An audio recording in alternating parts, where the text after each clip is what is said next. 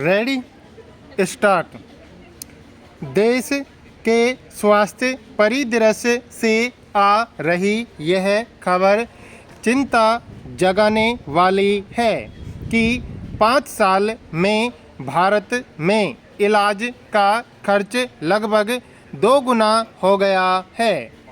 इलाज में अस्पताल, ऑपरेशन, चिकित्सकीय सामग्री और दवाइयों का खर्च शामिल है। इलाज का खर्च 2 गुना होना विकसित से विकसित देश तक वहन नहीं कर सकते हैं।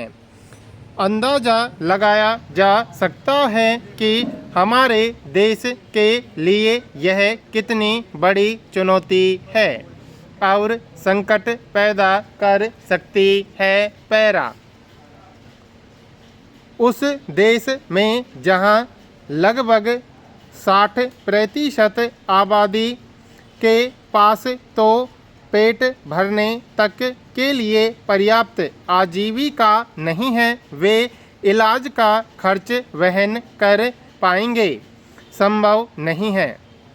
3 साल से ज़्यादा समय हो गया है उन्हें अनाज सरकार की ओर से ही मुहैया करवाया जा रहा है। वे बीमारी में सामान्य इलाज तक अपने स्तर पर लेने में सक्षम नहीं हैं, तो 2 गुना महंगा उपचार वहन करने के बारे में तो वे सोच ही नहीं सकते। आमदनी के साधनों की तुलना में जिस दर से सभी क्षेत्रों में महंगाई बढ़ रही है, उसके हिसाब से तो गरीबी रेखा से ऊपर के वर्ग के लिए भी इलाज बूते से बाहर की बात होता नज़र आ रहा है। इस तरह के हालात में स्वास्थ्य बीमा काफ़ी मदद कर सकता है, लेकिन विडंबना यह है कि देश में व्यक्तिगत स्तर पर करवाए जाने वाले स्वास्थ्य बीमे की स्थिति भी संतोषजनक नहीं है। केवल 37% जनसंख्या ही स्वास्थ्य बीमे के कवर में है।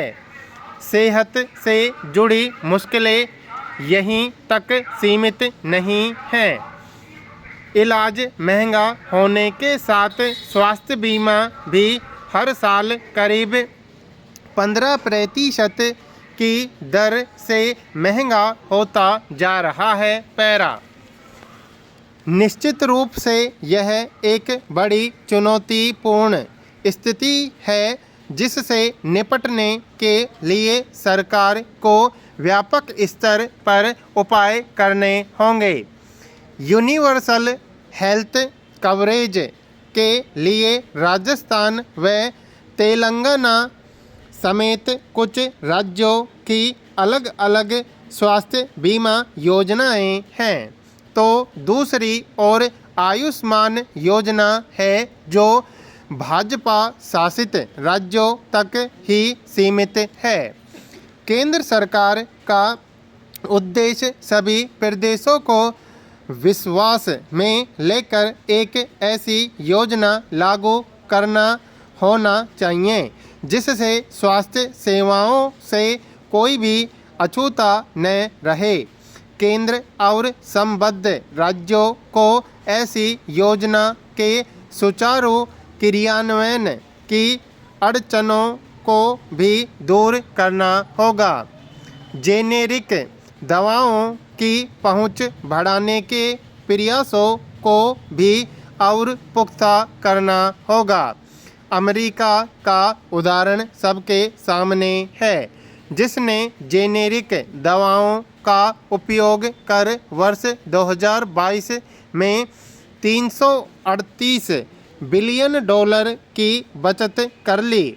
उन उपायों की तलाश भी करनी होगी जिनसे सरकार जीवन रक्षक दवाओं की कीमतें निर्धारित करने के अपने अधिकार का दायरा बढ़ाते हुए सामान्य दवाओं की कीमतों को भी नियंत्रित कर सके।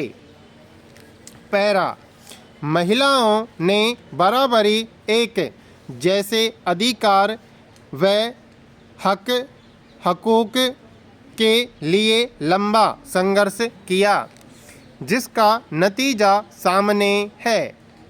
महिलाएं अब किसी से कम नहीं।